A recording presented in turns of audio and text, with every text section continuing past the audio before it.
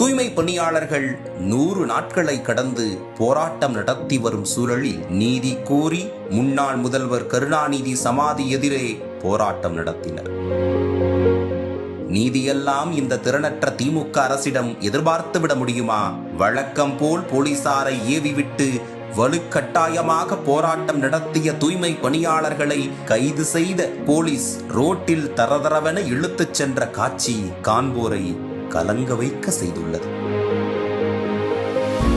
தூய்மை பணியாளர்கள் போராட்டம் நடத்திய போது ஜெர்மனி சென்று வந்த முதல்வர் ஸ்டாலின் நாட்டையே சுத்தமாக வைத்துக் கொள்ள உதவும் தூய்மை பணியாளர்களின் வாழ்வாதாரத்தை காக்க அவர்களை ஒருமுறை கூட சந்திக்க முன்வரவில்லை. தேர்தல் வாக்குறுதியில் சொன்ன விஷயங்களைத்தான் 4 மாதங்களாக போராட்டம் நடத்தி வரும் தூய்மை பணியாளர்கள் தங்களது கோரிக்கையாக முன்வைத்துள்ளனர்.